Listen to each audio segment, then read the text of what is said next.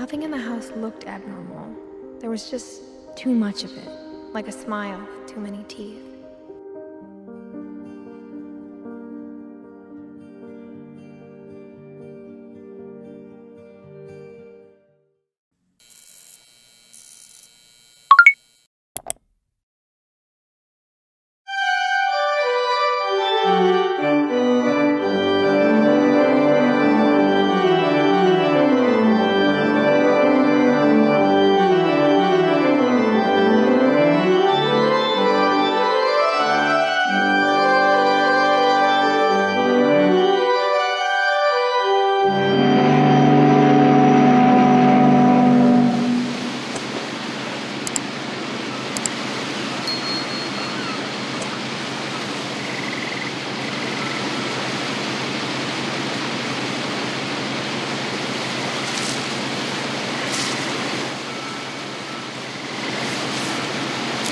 A lot of this isn't going to make sense to you, and I'm sorry about that.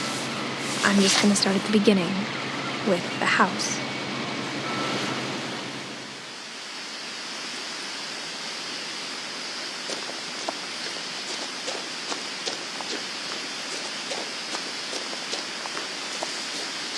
I lived here until I was 11, but I wasn't allowed inside half the rooms.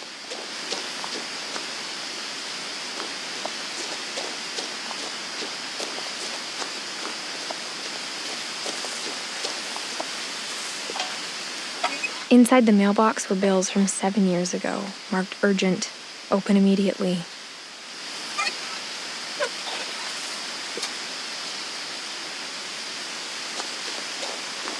I hadn't been back since my brother Lewis's funeral.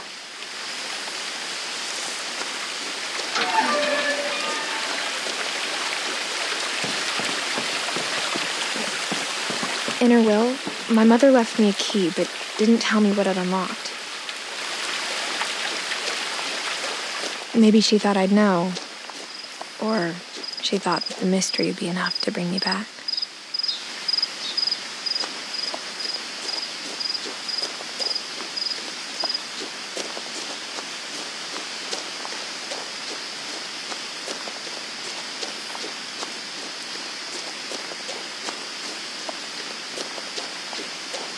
No one had driven this way in a long time, but I saw a few hoof prints.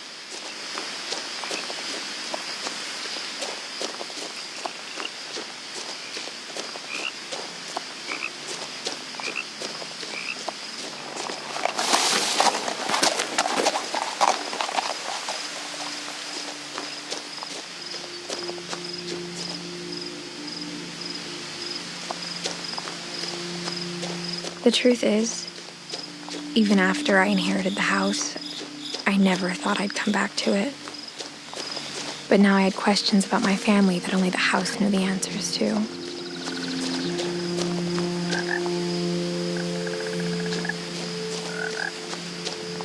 The house was exactly like I remembered it, the way I'd been dreaming about it.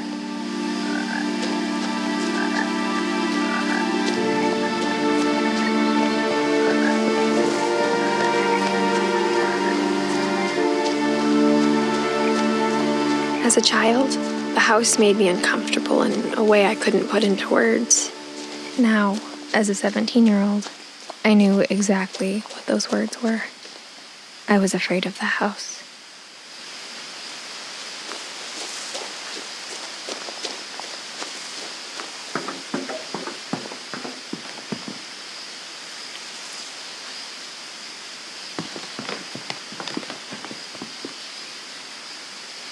I hoped the key might unlock the front door. It didn't.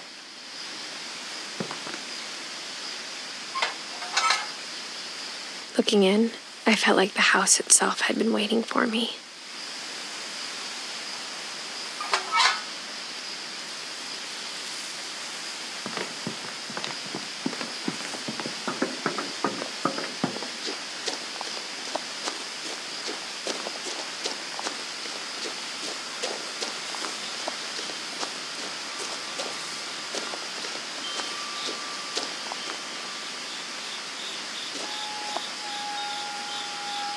The house felt like it had always been here. Even the swing set was older than my mother.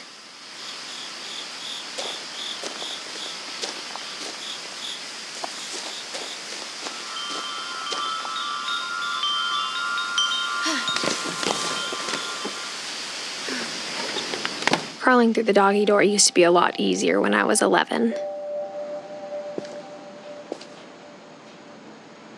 The power had been turned off the night we left.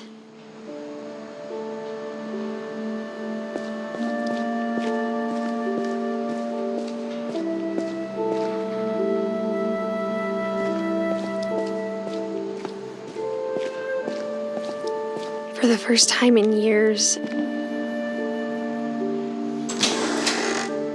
I felt like I was home.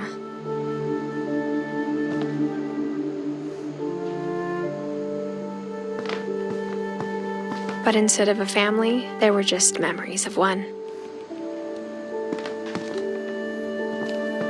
Like how after Louis started working at the cannery, we all got sick of eating salmon, except our cat, Molly.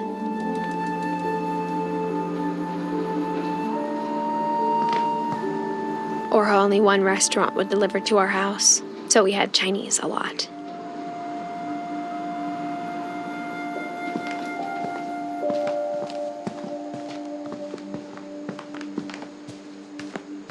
The table was still a wreck from the night we left.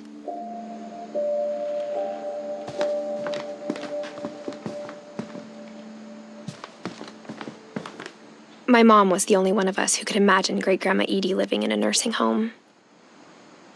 It was like a bomb had gone off, killing everyone but sparing the furniture.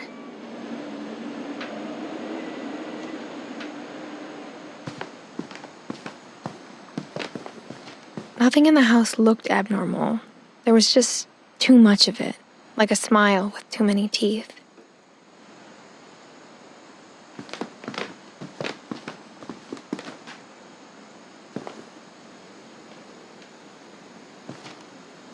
Even the fireplace had a story. Edie told me the bricks came from the original house, after it sank.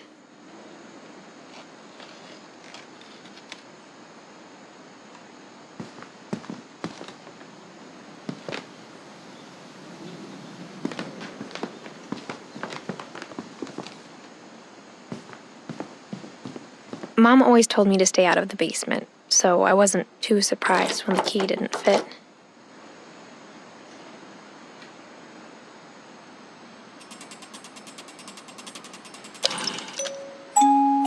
Great-Grandpa Sven built a music box for Barbara, along with the rest of the house.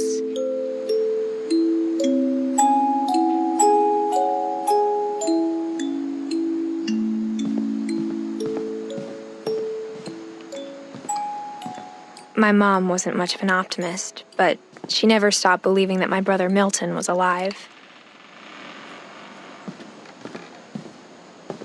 A lot of things got left behind in the whirlwind of that last night.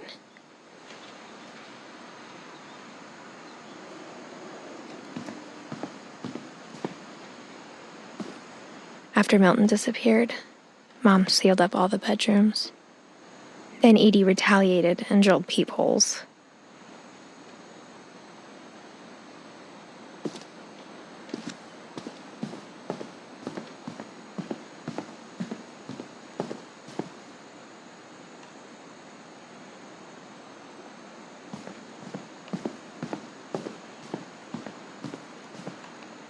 Whenever people ask me about my family, the first thing they always want to know about is Barbara.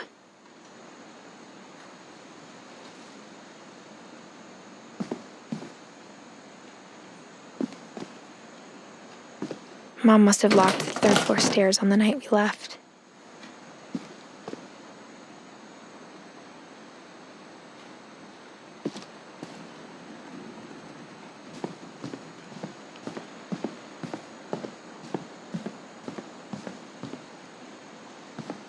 I spent a lot of time playing in Great Uncle Walter's room. I think my mom sometimes regretted not sealing it up. Louis told me there were secret passages, but I never believed him.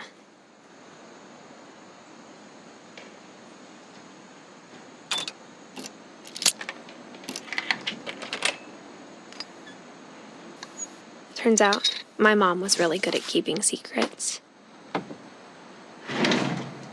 Now it was time to find out what my mom had been afraid of.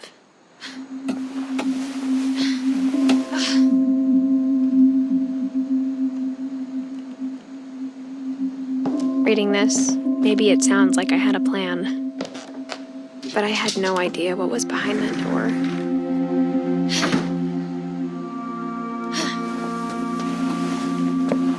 Just like I had no idea where all this was gonna lead.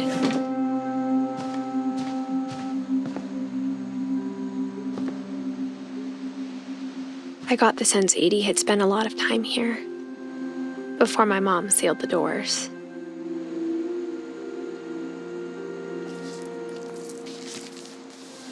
December 13th, 1947. Dear Diary, I'll be gone soon, but I wanted to tell somebody about what's gonna happen.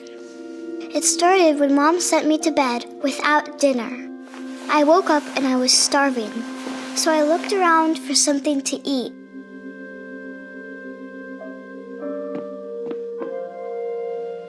My Halloween candy was all gone.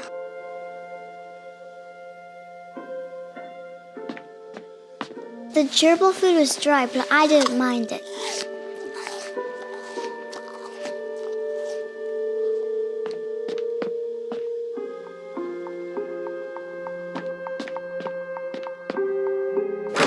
Mom, can I come out now?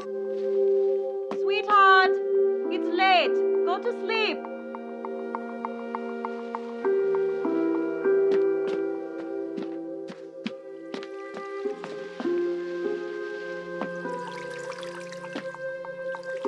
I thought about eating Christopher, but I held back.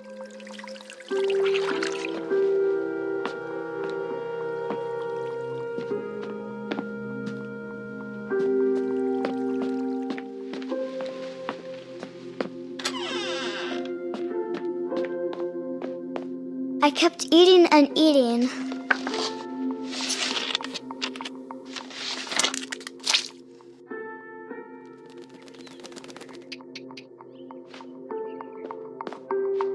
I ate a lot of things that night.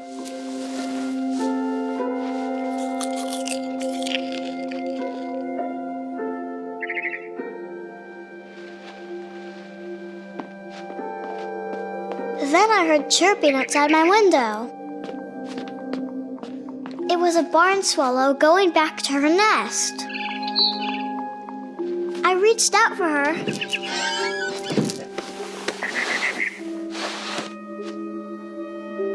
And suddenly, I was a cat.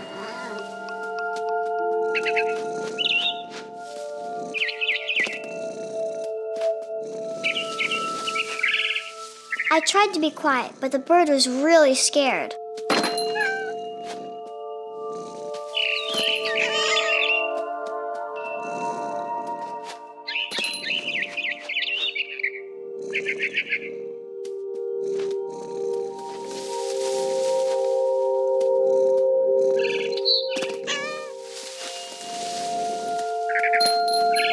Mom and Dad didn't even look at me.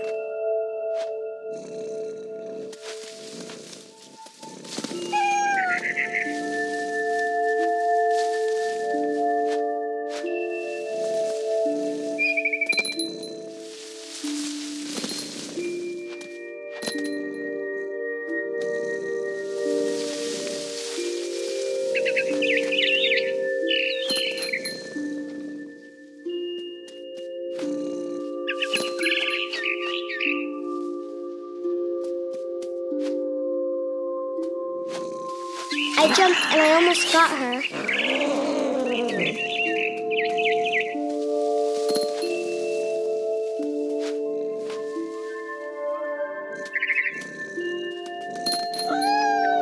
I could tell she was getting really tired.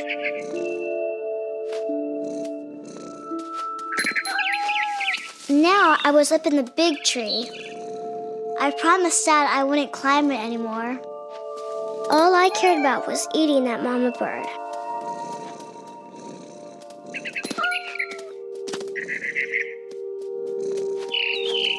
I gobbled her up.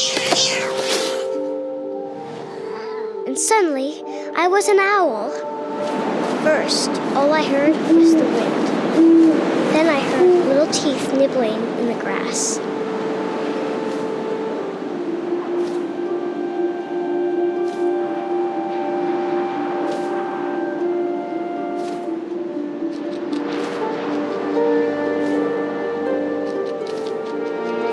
once.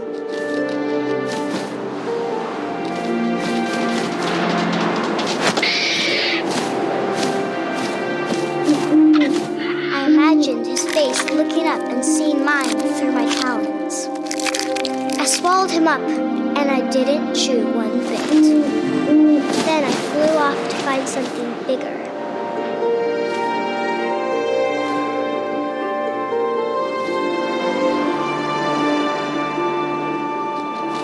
A mama rabbit.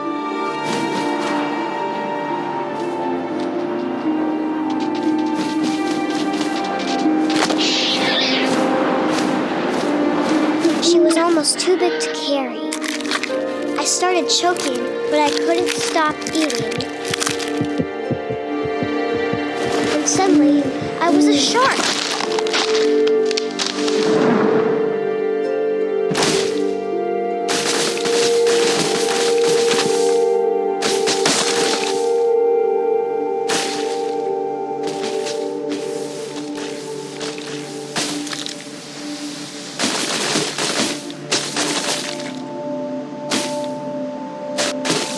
I rolled off a cliff and into the ocean. Now, I was hungrier than ever.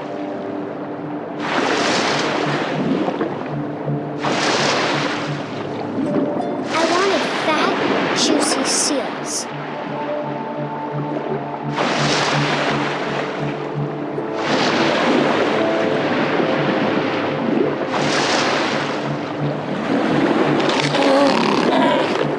I tore off her flipper, and it tasted really good.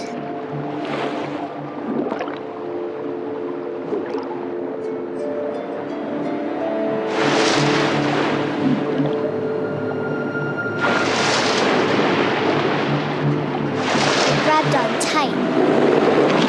But I was so hungry, I jumped out of the water. When I opened my eyes, everything had changed.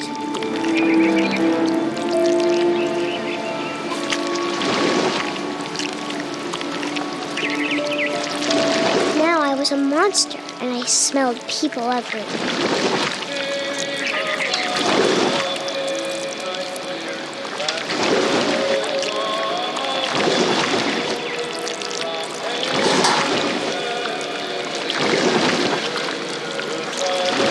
I was big, but I moved real quiet.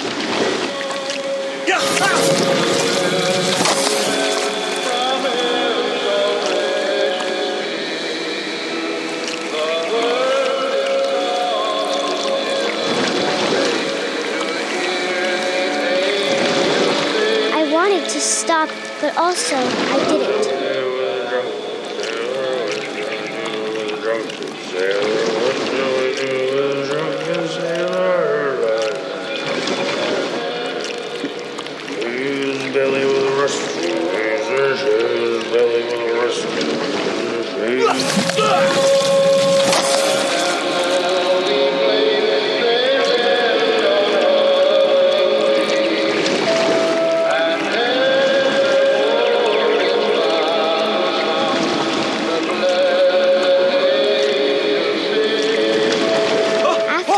Passenger, I was still hungry. And across the water, I smelled something new. Something I had to have, so I swam towards it.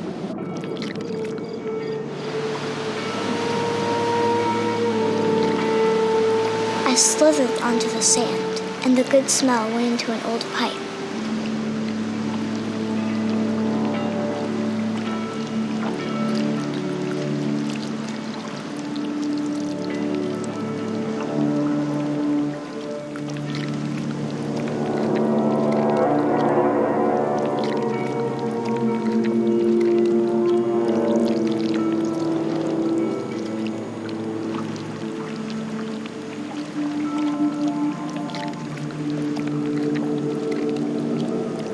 I got closer and closer.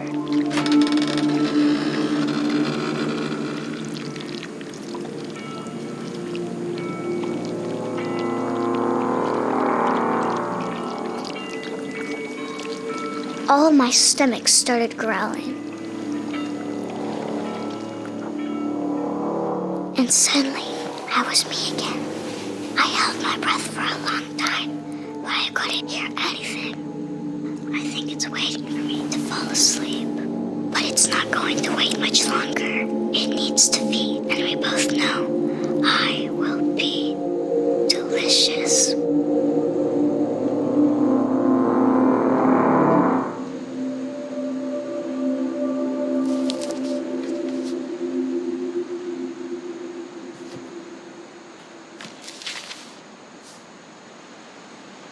I'm not sure if I believed all of that, but I'm sure Edie would have.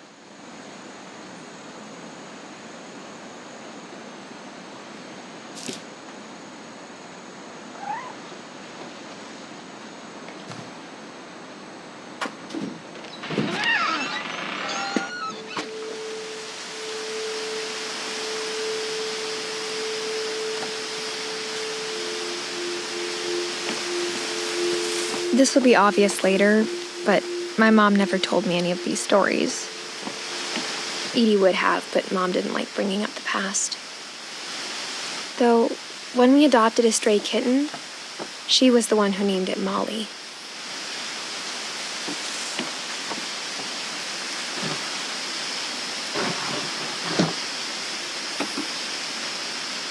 I spent a lot of time in Great-Grandma Edie's room. Her room was like a museum.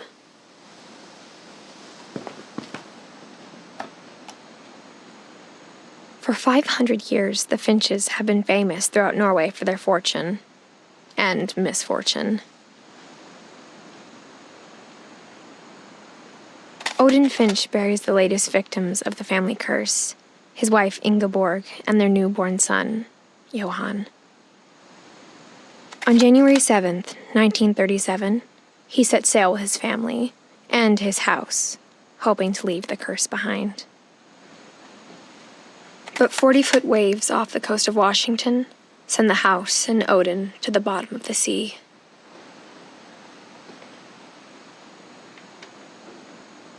Odin's daughter Edie, with husband Sven and baby Molly, step ashore on their new home, Orcas Island. Odin Finch is the first to be buried in the new family cemetery. His daughter Edie is already dreaming of a new Finch house.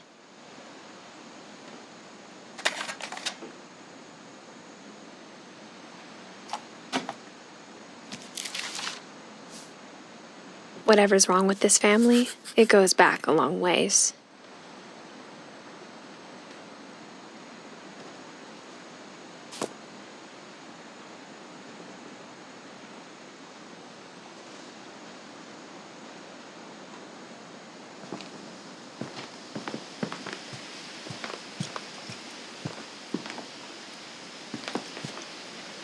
When Edie told people Sven was killed by a dragon, she could also have said he was building a dragon-shaped slide that collapsed. She could have, but she didn't. Even in her 90s, sometimes Edie seemed a lot younger than my mother. The only trace Grandpa Sam's first wife, Kay, left on the house was the pink bathroom. It was a pretty big trace.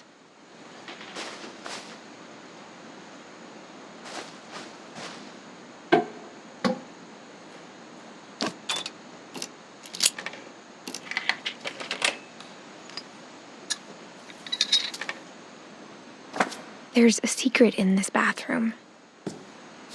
It's in the last place you would look. It isn't in the cupboard. It's hidden in this book.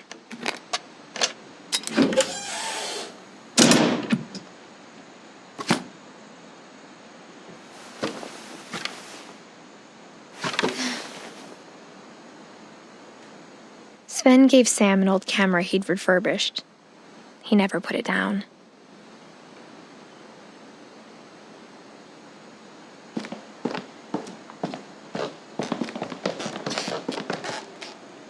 From the paintings on the wall, it was clear my brother Milton had been here before me.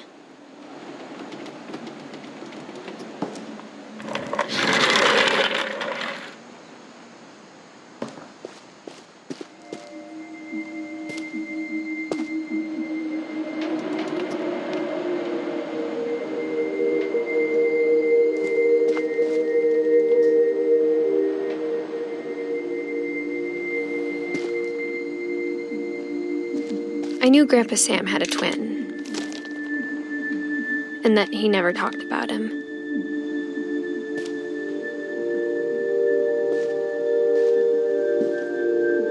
I guess my grandpa didn't like history any more than my mom did.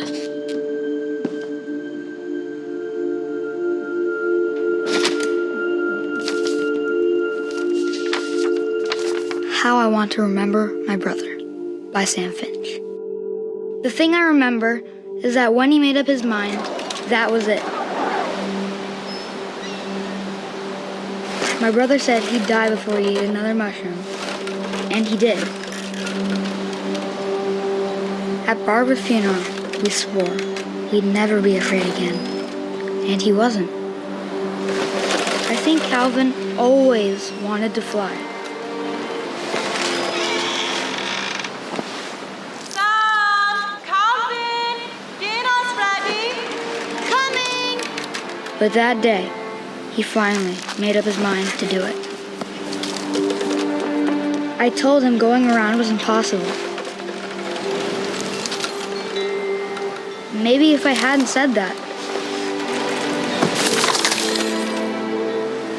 Calvin! I'm not gonna tell you again! Maybe if the wind hadn't picked up. Then maybe he'd still be here. But I doubt it. I think he'd already made up his mind.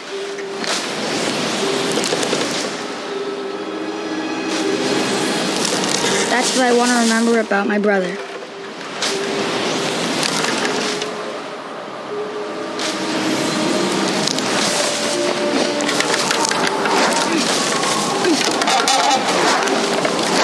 That's the day he made up his mind to fly. And he did.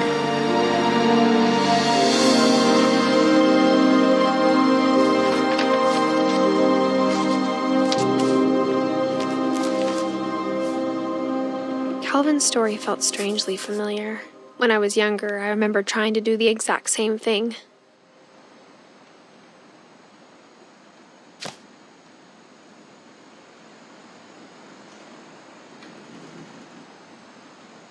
After the funeral, Edie roped off Calvin's half of the room.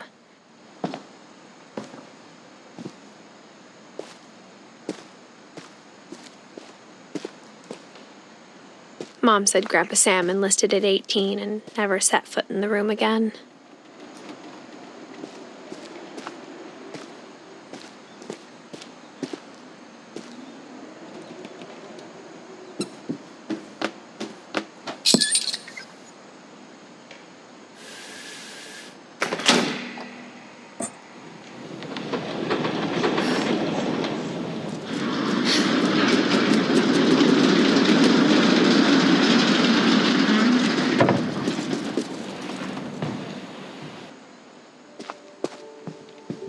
The passages were a pretty tight fit. They'd obviously been built for smaller hands and bellies.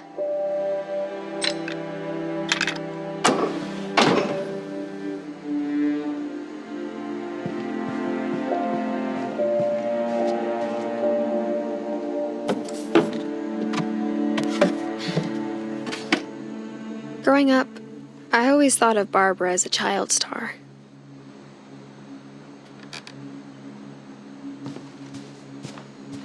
I never thought about how hard it must have been for her afterwards.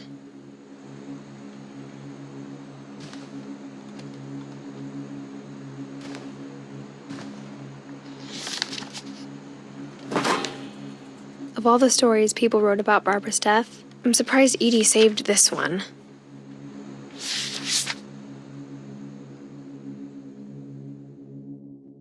Old Jack here with another ghastly tale inspired by America's most unfortunate family. I'm calling it The Surprise Ending of Barbara Finch. As a child star, Barbara was famous for her scream. Now at 16, she was all washed up. A has-been. But But in a lucky break, she'd been asked to perform her signature scream at a local convention for monster movie fans. It was just the boost her career needed. Unfortunately, her scream hadn't aged well. Getting better. I think you just need the right motivation. Her biggest fan and current boyfriend, Rick, was about to demonstrate when... Now that was a great scream. It was Barbara's father, Sven. He'd slipped into a table saw and had to be rushed to the emergency room. So Barbara got stuck babysitting her youngest brother, Walter. Her convention comeback was cancelled.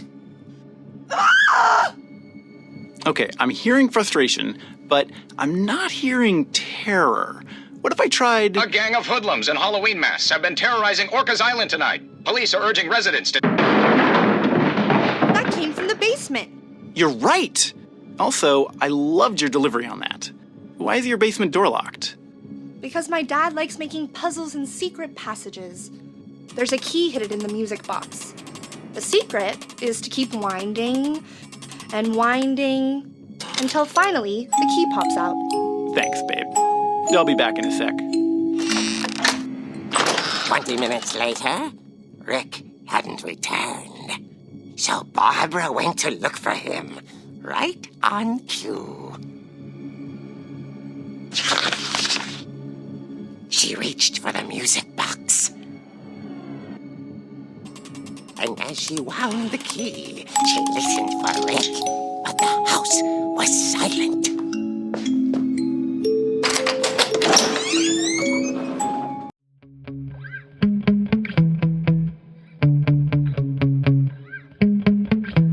Yeah. Sometimes I get so mad, there's no controlling me. My thoughts get so bad, I'm like, I might grab a bat, I don't know. My wrath, my blood boils over like, oh God, here goes. I lost all feeling from my head to my toes. You said some shit that I can't let go, so just stay tuned for the rest of the show.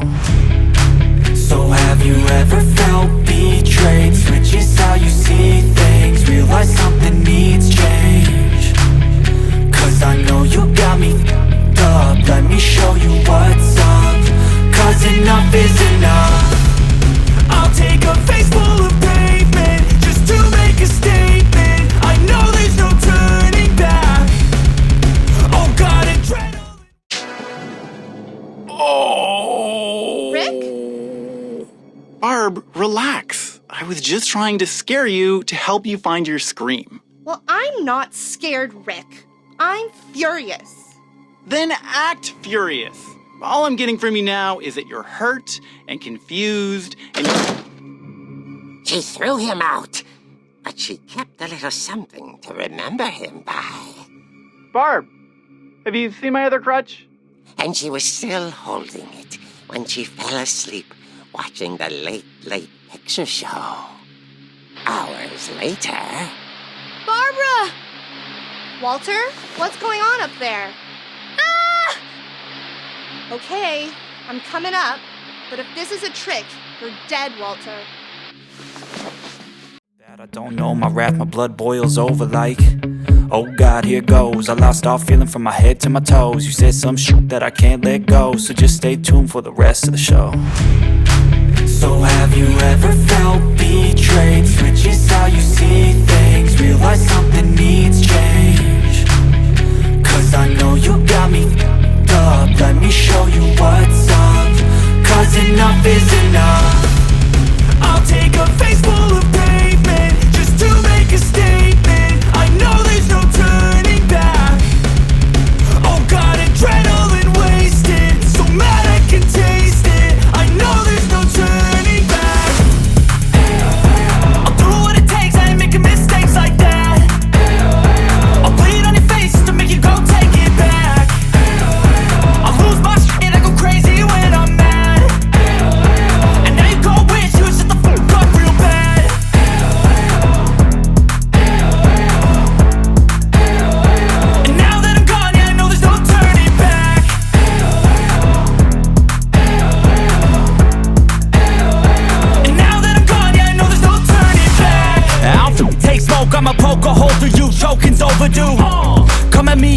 get any older, dude. Crack your holder too.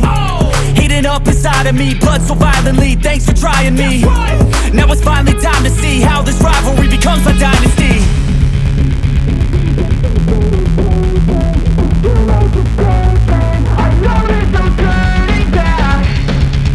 Oh God, adrenaline wasted, so mad I can taste it. I know there's no turning back.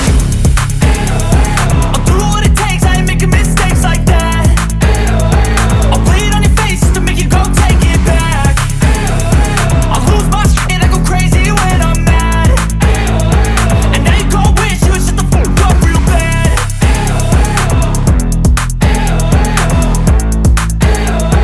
And now that I'm gone, yeah, I know there's no turning back.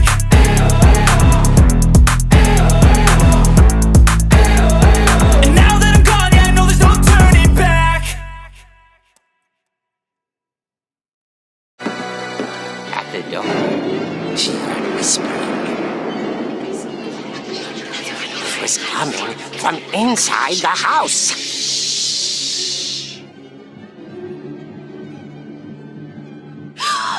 Oh dear. The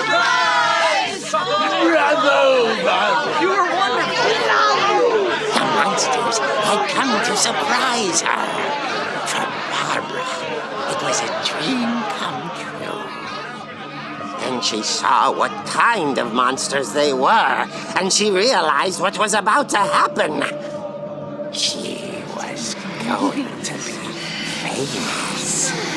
And with her final breath, Barbara Finch gave the performance of her life.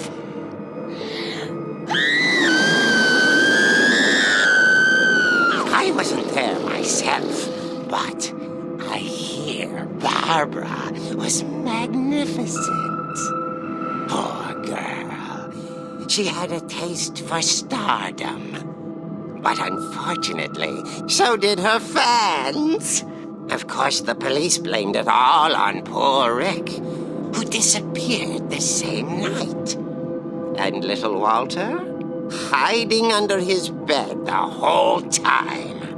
He took it all pretty hard, but that's another story.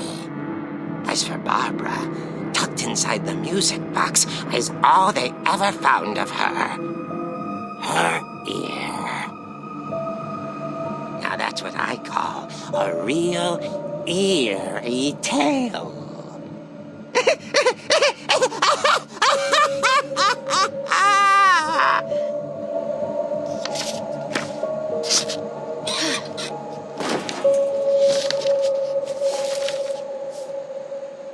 Edie told me all Barbara wanted was to be remembered, as absurd as that comic was.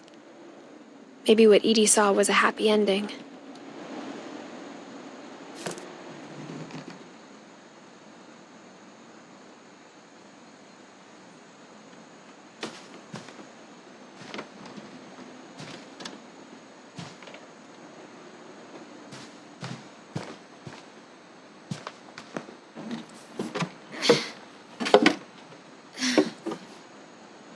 I guess now I know why Mom didn't like me playing with the music box.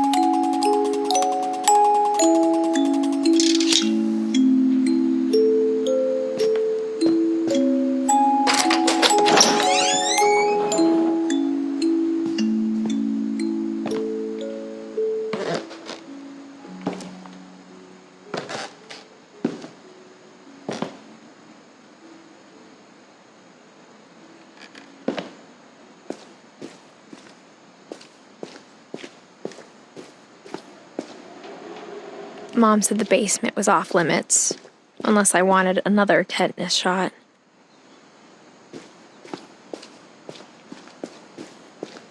I saw Edie sneak down to the basement once, carrying packages.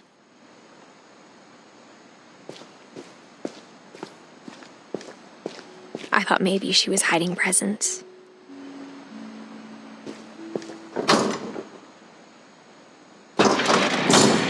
It turned out she was hiding a lot more than that.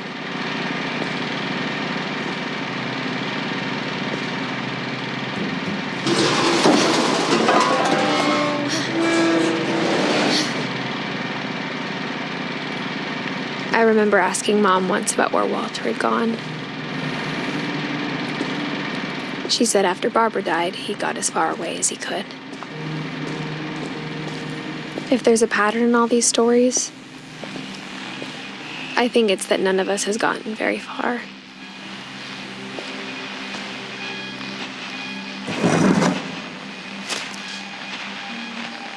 Goodbye, everyone.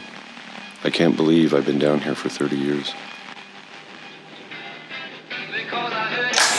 On that first day, after the shaking started, I didn't think I'd survive a week.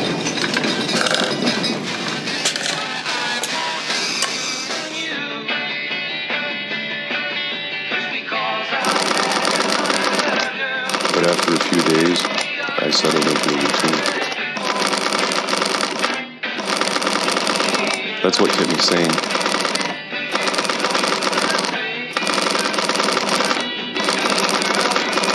Having a schedule, living for today. I always expected to be dead tomorrow.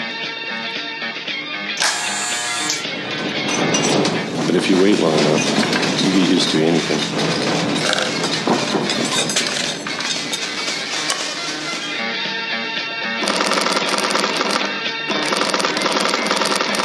Even a monster on the other side of the door starts to feel normal.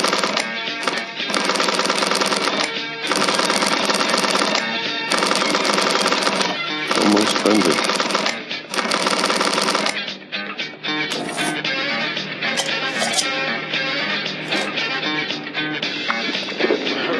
And then one day, everything just stopped. Whatever that thing was, it was gone. Maybe it got tired of waiting. Or maybe I just got tired of being afraid.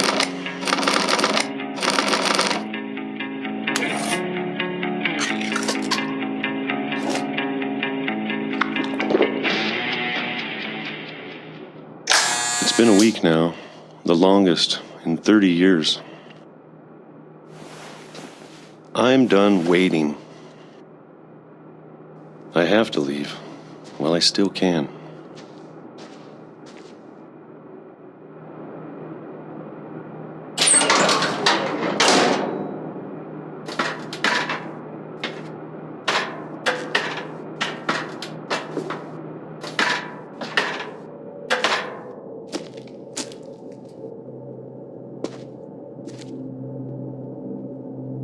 I know it's out there somewhere.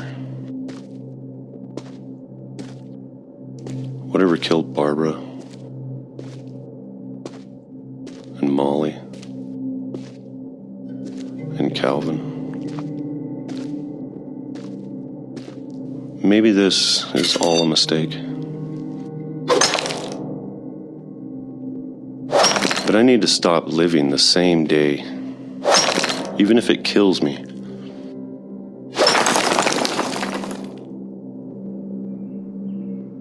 Whatever's out there, I want you to know I'm ready for it. I'm going to appreciate all of it, especially the food. I don't mind if I only have a year left, or a month, or a single week. I'd be happy with one more day. I can already imagine the sun on my face.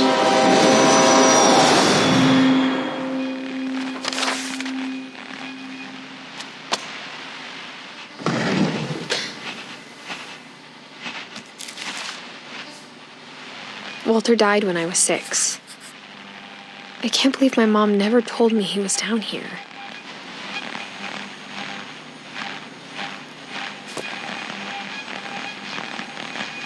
I'm sure my mom was trying to protect me.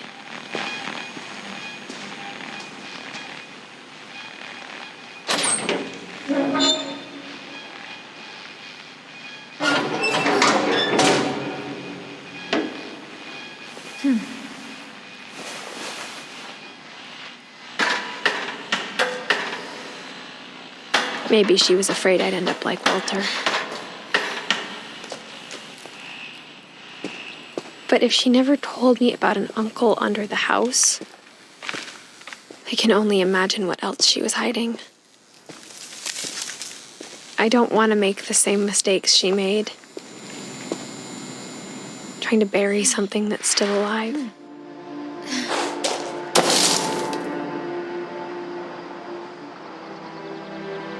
Now that there's only one of us left, or maybe two,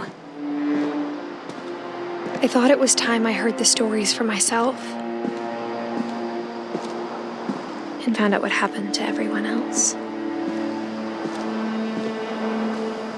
But now I'm worried the stories themselves might be the problem.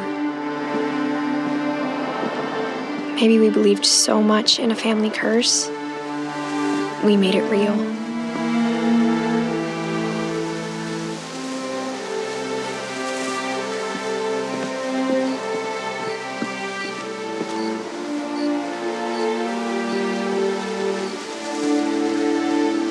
I don't know if I should even be writing this.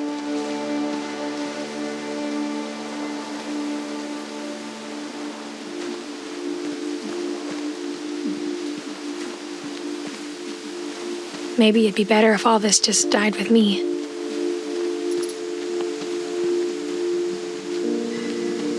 But I thought you should know about your family. And the history you're a part of.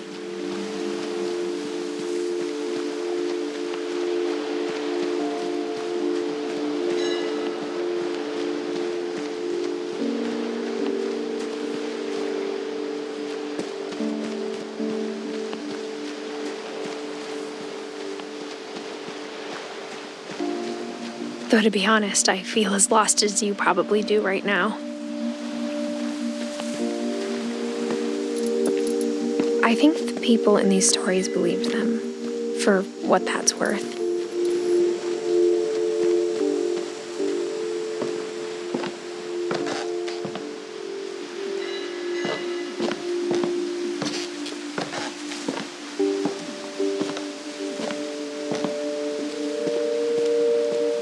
And when you look at the house, that history of imagination and stubbornness and madness, any of it seems possible.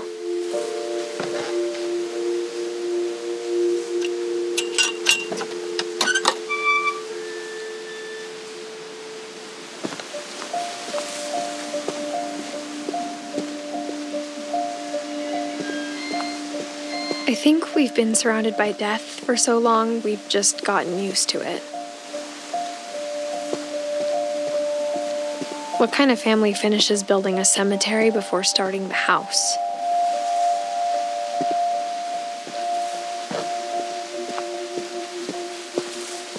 It's embarrassing for me to admit this, but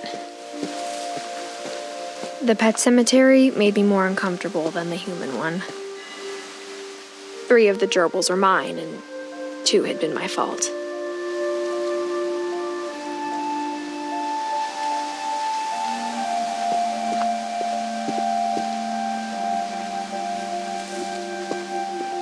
Sven built the house, but it was Edie who designed the cemetery.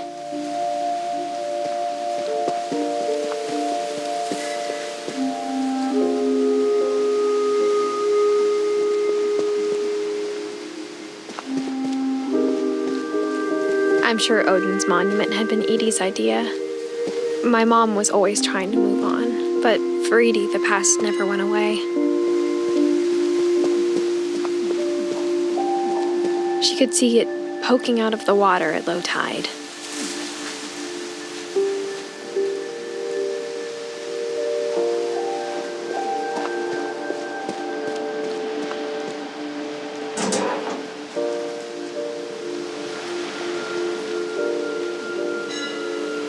Edie said she dreamed about the old house every night.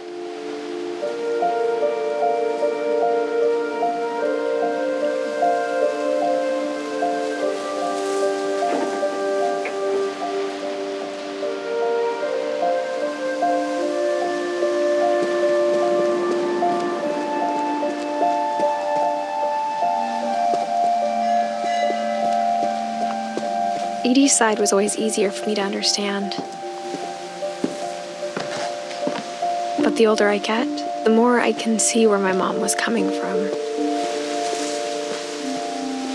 Her dad had been pretty strict, but it wasn't enough to save her brothers. She was just trying to do better.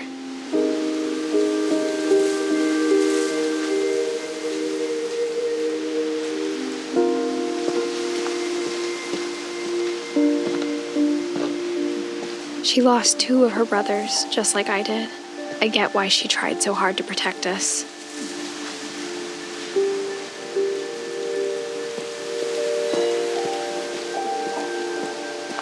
There's so many things I wish I could ask my mom now. Part of me thinks this is what she wanted all along.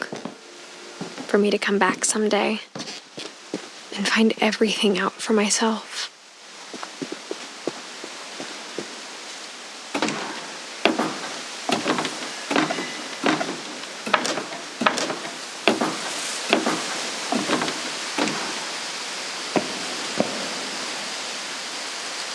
But looking back on it now, if she told me there was going to be so much climbing, I never would have come when I was 22 weeks pregnant.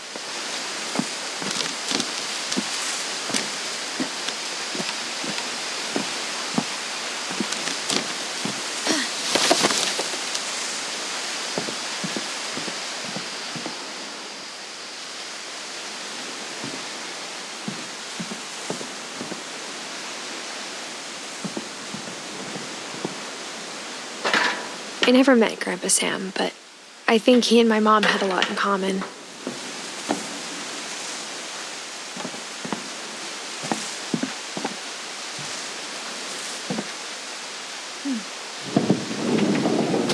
They were both pretty intense.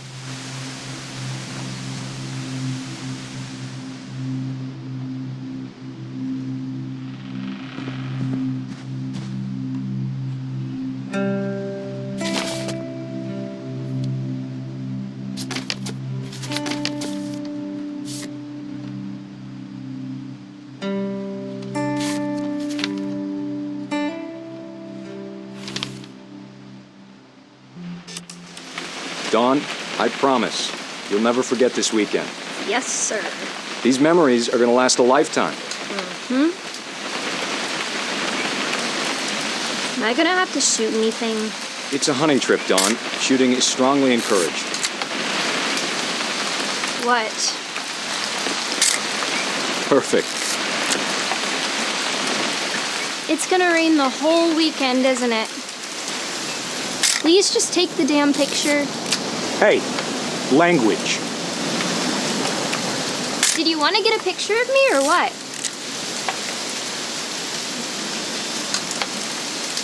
I will never forget this weekend, Dad. That's the spirit. Okay, got it.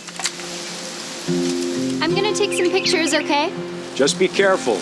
That camera's older than you are. Hey! That's a keeper. Definitely should not have drunk all that coffee. I'm just saying, I'm not always gonna be here, Dawn. You'll need to remember this stuff, if you want to survive. I'll be fine, Dad. You know who else thought he was gonna be fine? Some guy who died. Dawn, I'm being serious. I know, Dad. You're always serious. Doesn't being out here make you want to chill out? Well, to tell you the truth, I haven't been out here in 20 years. Dad! Good eyes, Dawn.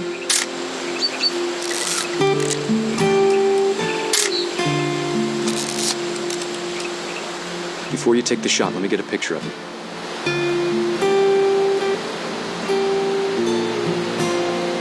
Dad, I... Just breathe. Turn off your imagination. Let me get behind you. Do I have to do this? Dawn, you don't have to do anything. But if you want to survive, you'll need to be strong. Great shot, Dawn!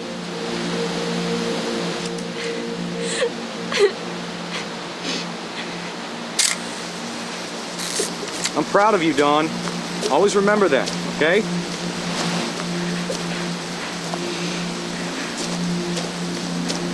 Dad, it's twitching. I think That's it's totally normal, Dawn. Just focus on the camera. Try not to think about... Dad!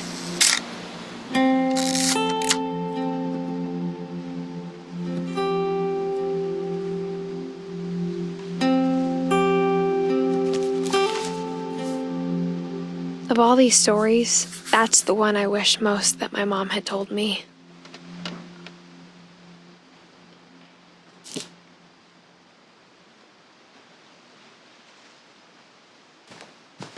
Instead of hiding from death, Sam seemed to go out of his way to meet it.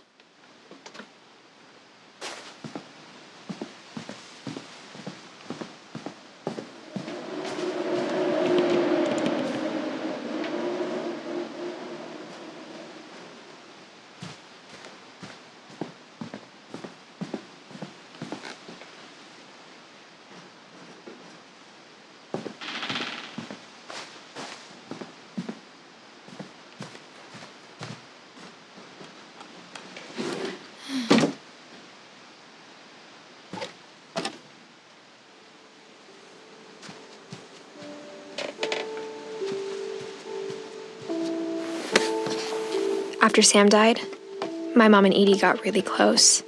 They'd both lost a lot.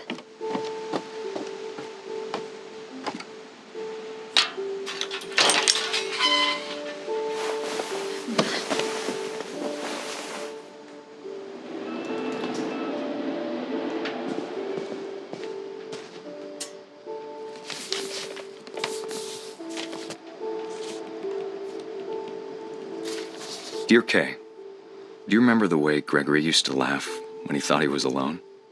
Like something funny was happening, but only he could see it.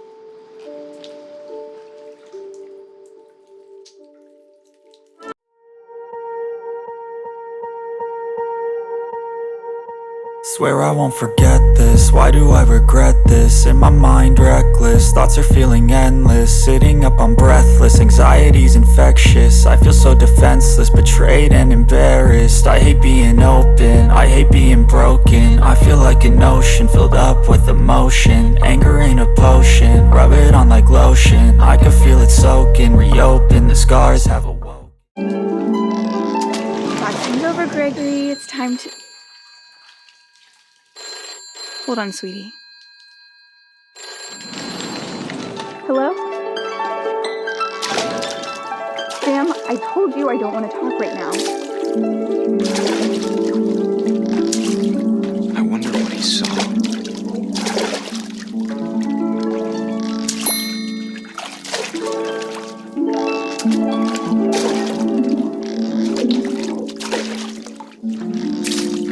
What his world was like. I can't move on till I let go. I feel so lost, never at home. Need to be strong, every breath hold. Cause I can't move on till I let go. I can't move on till I let go. I feel so lost, never at home. Need to be strong, every breath hold. Cause I can't move on till I let go.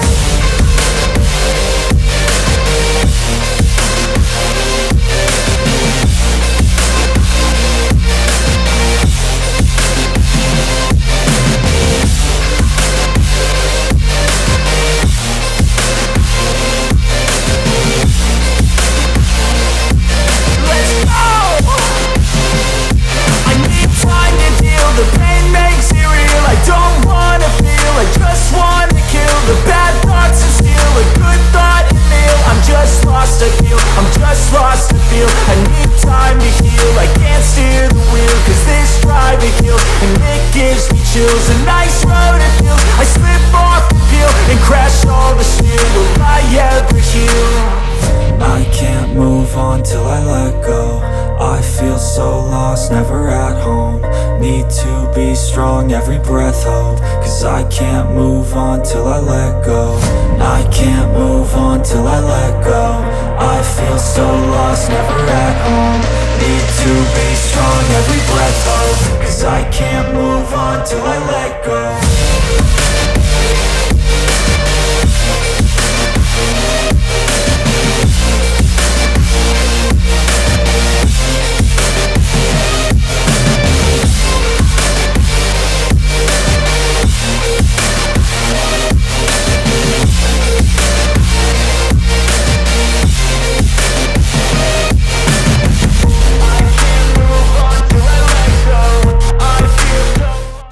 Sorry about that, Gregory.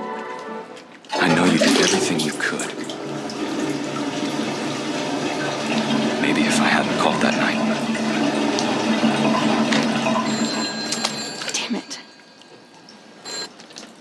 Hold on, I don't want Gregory to hear this. I wish you could have told us.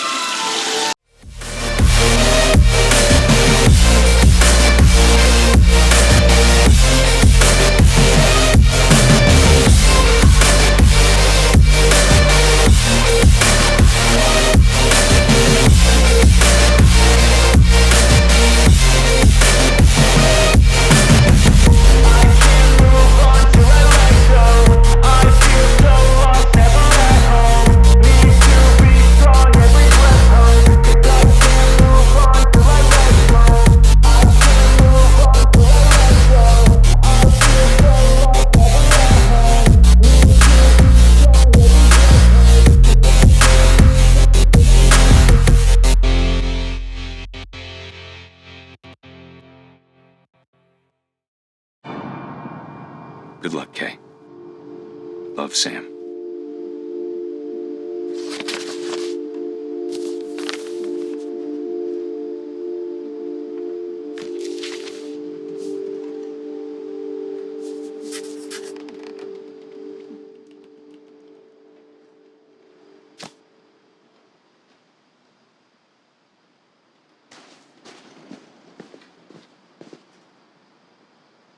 I can't imagine my mom ever writing poetry, and yet...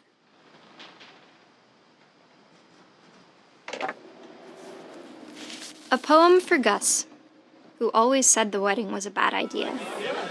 Our father never hit us kids, at least not very hard, before the day my brother said with teenage disregard that he'd be dead before he'd see a wedding in our yard.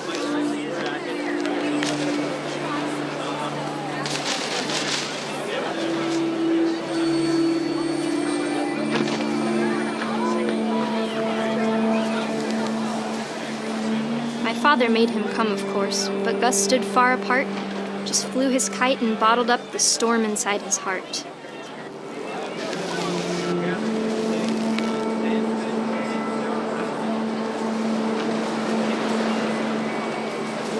I tried to talk him out of it, but though he'd never met her, "We don't need a stepmom," were the words that I now pronounce you husband and wife. You may kiss the bride.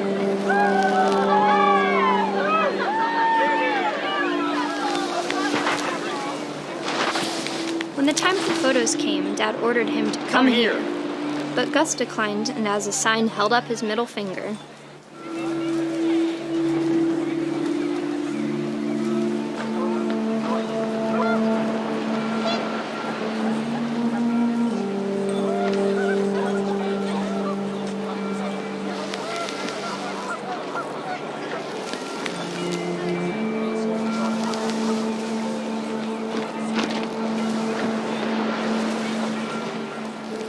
The wind picked up, and panicked geese appeared and quickly went.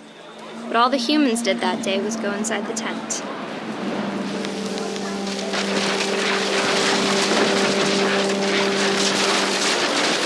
The rain came down in buckets then, but no one seemed afraid that nature might destroy the tent our dad had crudely made.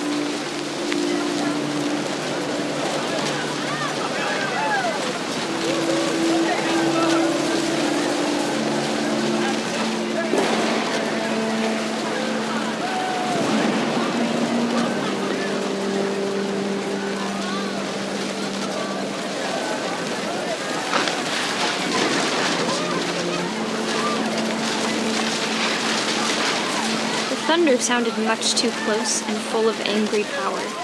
But all my father said to this was, "Make the music louder."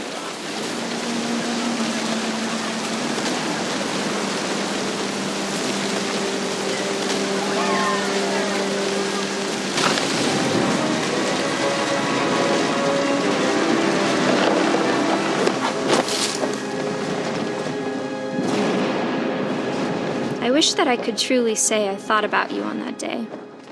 Out there on the beach alone, just you, the wind, the sea, and foam. But I didn't, until we found you.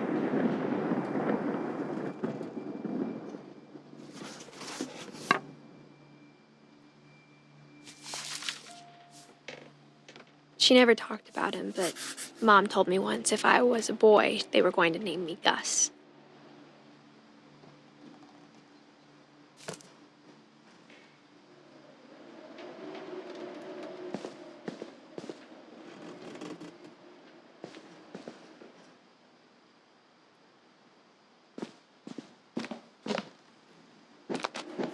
My mom moved up to the loft after her brothers died. At the time, it was as far away as she could get.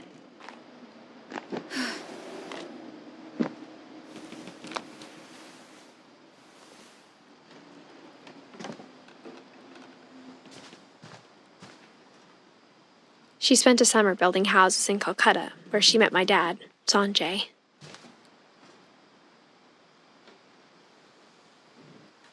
My mom moved to India a week after graduation and got a job teaching English. Louis was born a year later.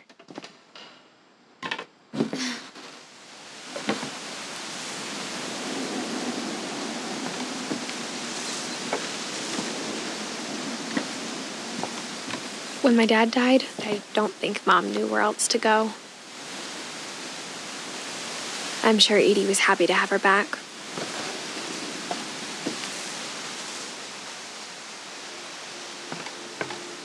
The house had to get a little bigger, but Edie was used to that. And for a while, things were good, almost normal.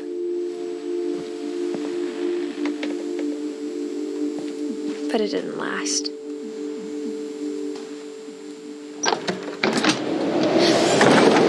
The beginning of the end was Milton's 10th birthday, when Edie gave him a castle.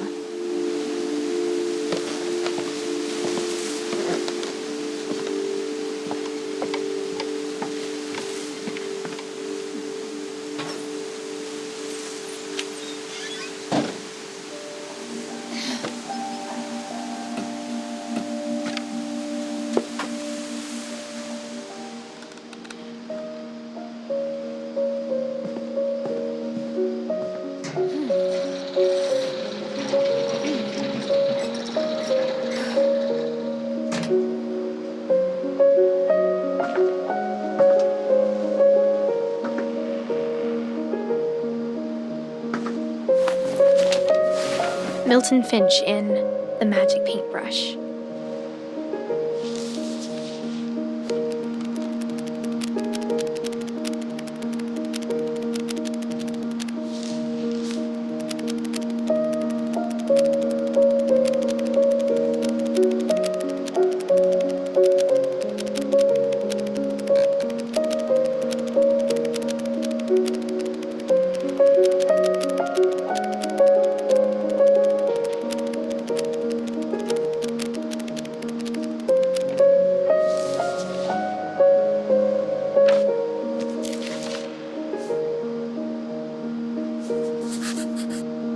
I was 4 when Milton disappeared.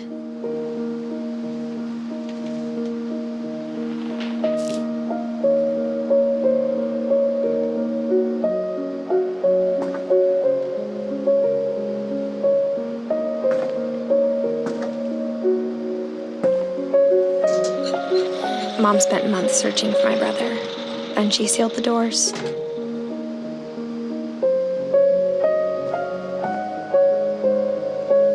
Whatever Milton had found in the house, Mom didn't want it getting out.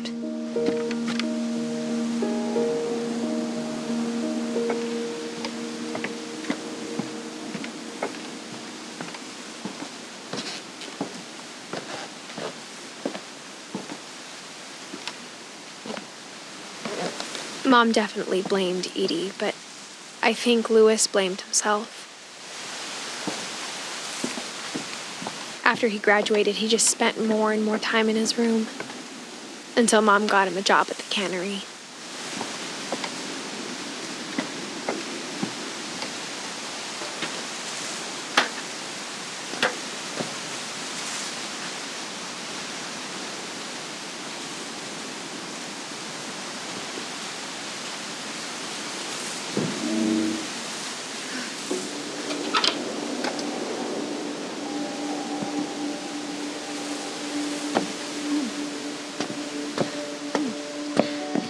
Louis's room smelled very, very familiar.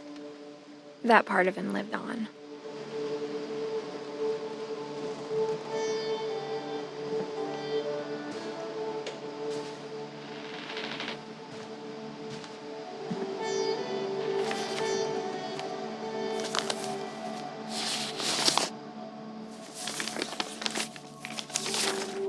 Dear Mrs. Finch, as Louis's psychiatrist, I can understand your desire for an explanation. As I see it, the trouble began in January, shortly after we convinced your son to seek treatment for substance abuse. Newly sober, I believe Louis first noticed the monotony of his daily life.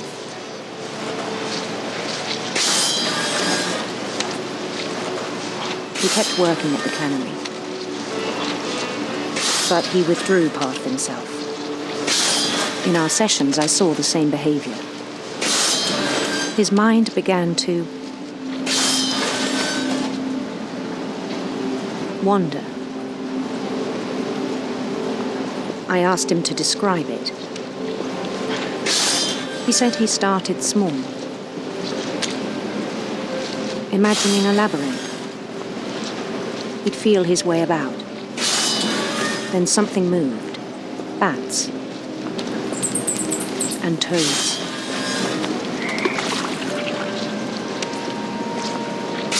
And things that have not names.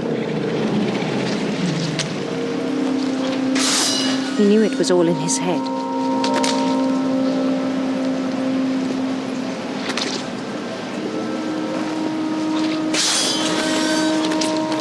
But he took it very seriously.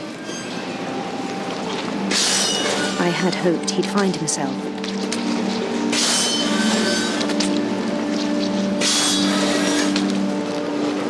But he found something more. I worried about him then. Daydreaming at the cannery. I spoke with his boss. But he said Louis had become a model employee. Methodical, tireless, focused. Like a whole new Louis. So I let him go on.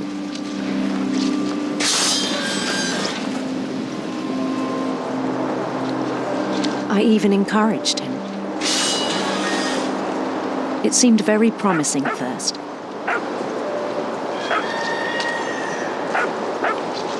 He told me he'd made a new friend.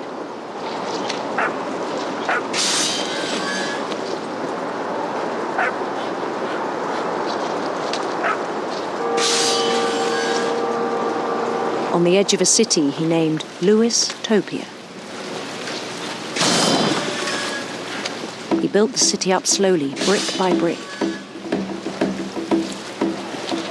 Then he made musicians.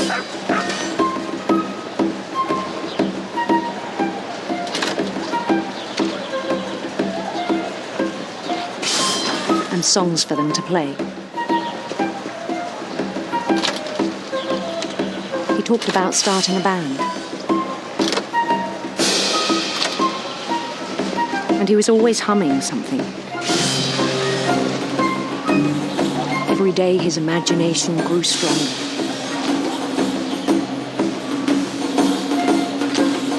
He no longer spoke at the cannery. But his chopping was as reliable as ever. Then one day it struck him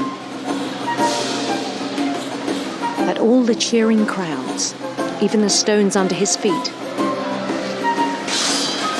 were all in his imagination. so he could do whatever he wished.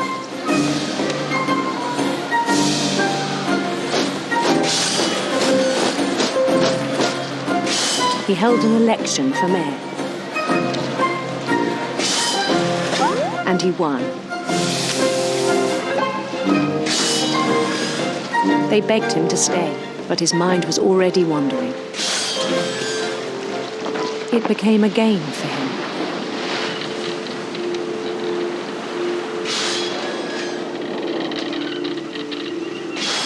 He'd conquer a city, then immediately push on. New Louisville.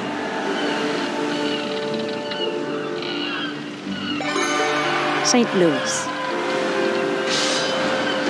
He started drifting away from our reality.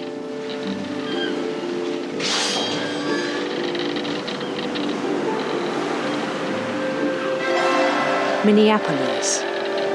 Until one day he forgot to go home from the cannery. Even as his mother pleaded with him, part of Louis kept sailing on.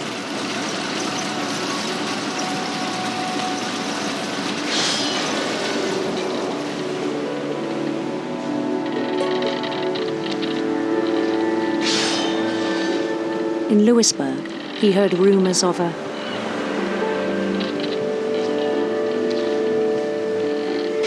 handsome queen.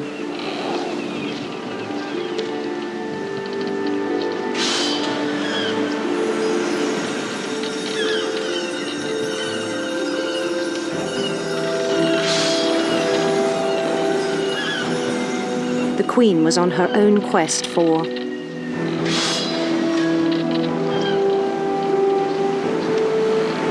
sinister serpents.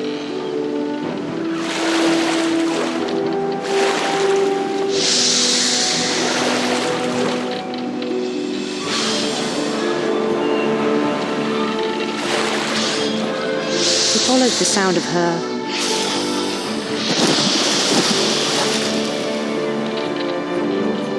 silver harp.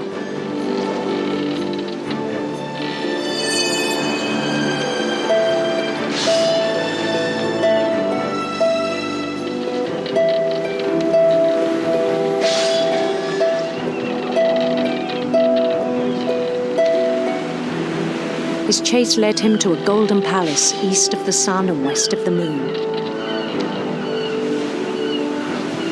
Even then, his logic remained sound. He knew the world was all in his imagination.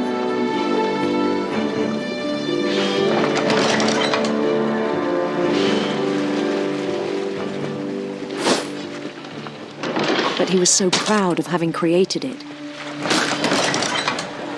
In his own eyes, he'd become something greater than a king.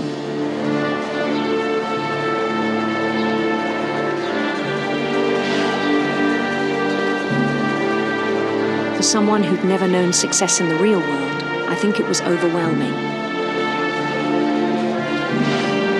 And then it struck him that the real Louis was not the one chopping salmon, but the one climbing the steps of a golden palace.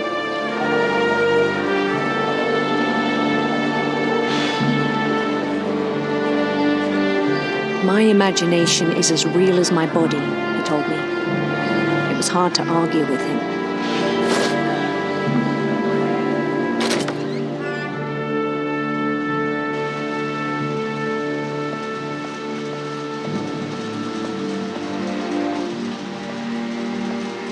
He began to forget the world we know.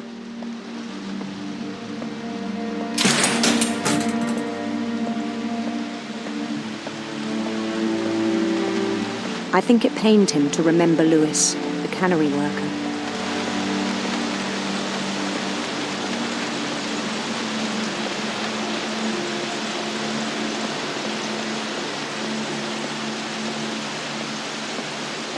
He began to despise the man with a royal contempt.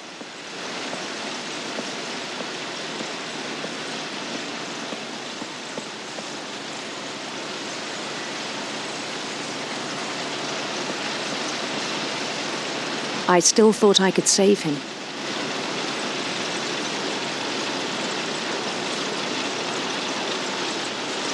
even after he said he was being crowned king over all the lands of wonder.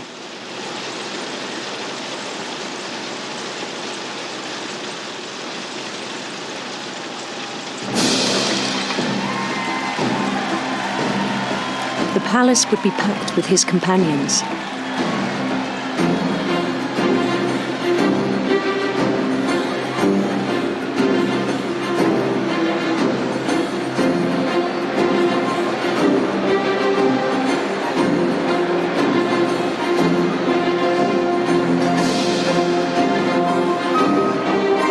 Including the wise Calico who'd insisted on advising him.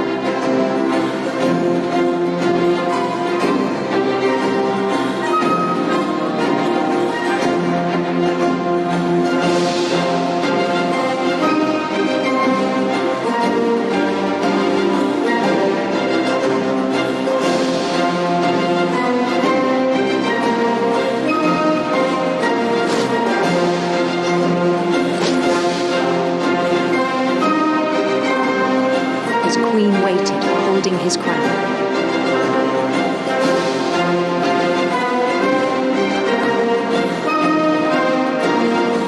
There was only one thing left to do.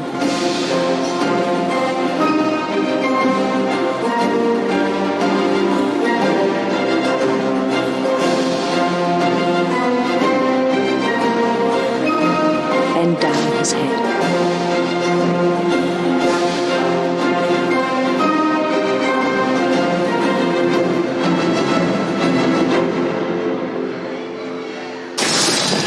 The rest I think you know. Mrs. Finch, your son was a kind man who will be missed by all of us who knew him.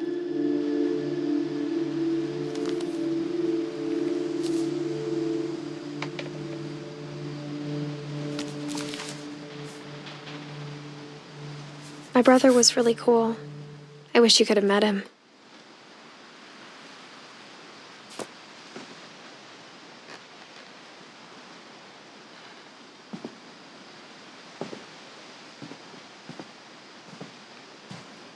He was so proud of being Indian. I think for him, it was a way to be something other than just a Finch.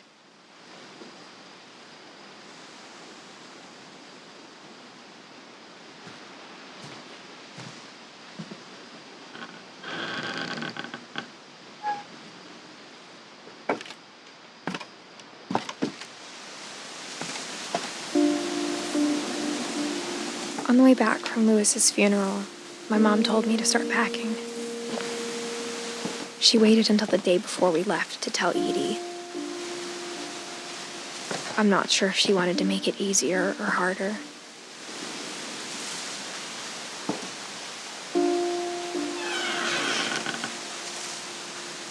I wish we'd stayed. But I understand why we left.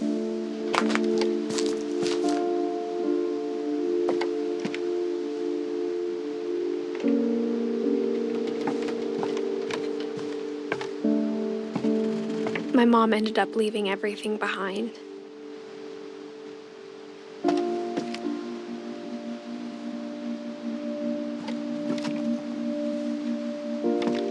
What happened that night had been coming for a long time.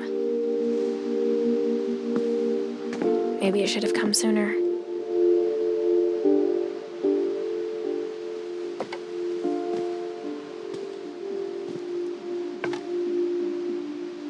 But it had to end one way or another. All that's left now is to tell you about that last night.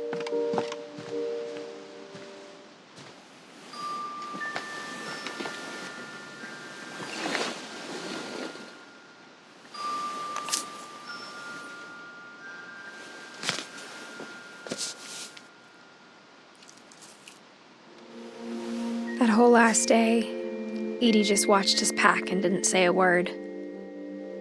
Until supper, when she raised her glass and said, "To our final night together, and all our final nights apart." Grandma, you know what I said about alcohol. Some of your medications are very Edith, specific. I left a present for you in the hallway. Why don't you go open it? The grown-ups have to argue now. I'm sorry, you're right. we're all leaving tomorrow. Let's just enjoy our last... I'm not leaving. Edith, you're excused.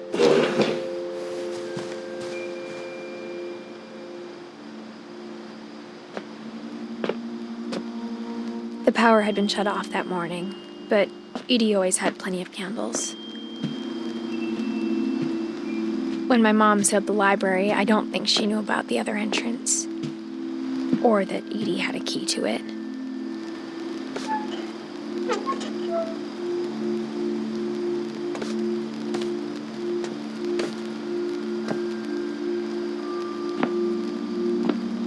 The thing you're afraid of isn't going to end when you leave the house.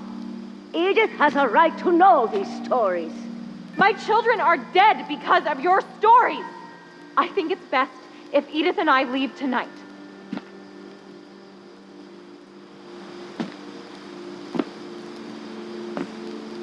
We'll have the nursing home send a van for you in the morning, okay?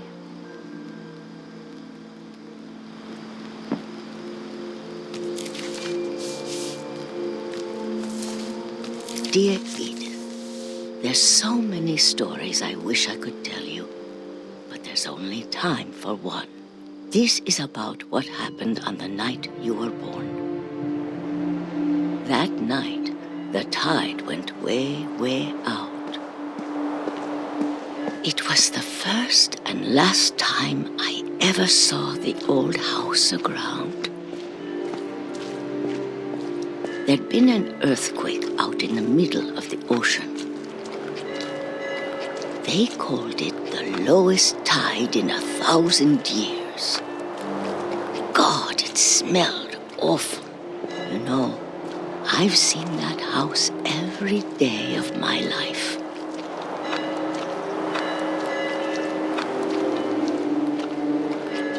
But I never thought I'd go back to it. When the fog rolled in, I lost my way.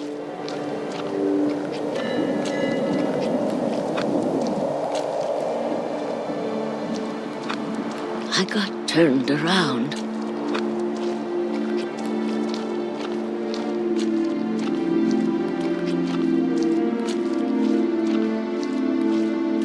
For a while, I wandered.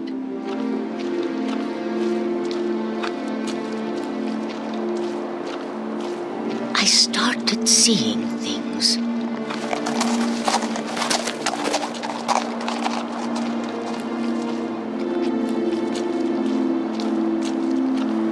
Things I'd forgotten had ever existed.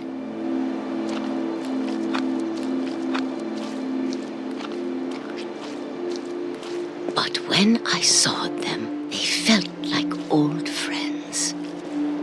That night, a lot of things came back to me. Or maybe I came back to them.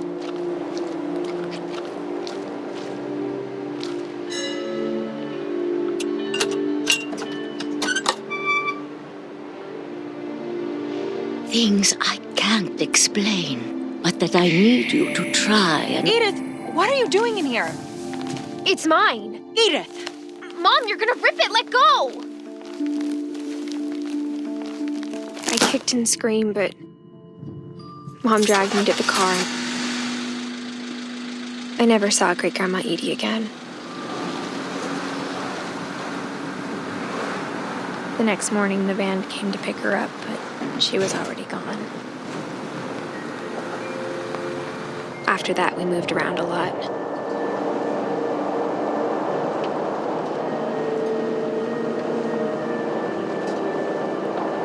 We both tried to make the best of it.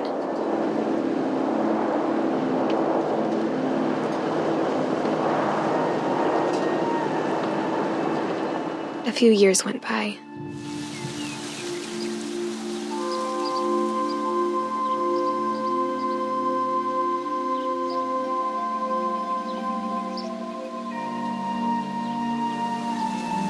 My mom didn't like to talk about it. But she started getting sick a lot. The rest happened pretty quickly. She got better for a while, And then she didn't. And then I was alone.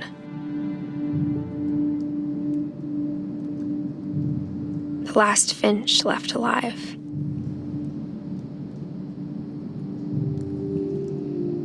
Until I found out about you. I'm still not sure what to tell you about all this. If we lived forever, maybe we'd have time to understand things. But as it is, I think the best we can do is try to open our eyes. And appreciate how strange and brief all of this is. This journal was supposed to be for you. But now I hope you'll never see it. I just want to meet you and tell you all these stories myself. But I guess if you're reading this now, things didn't work out that way.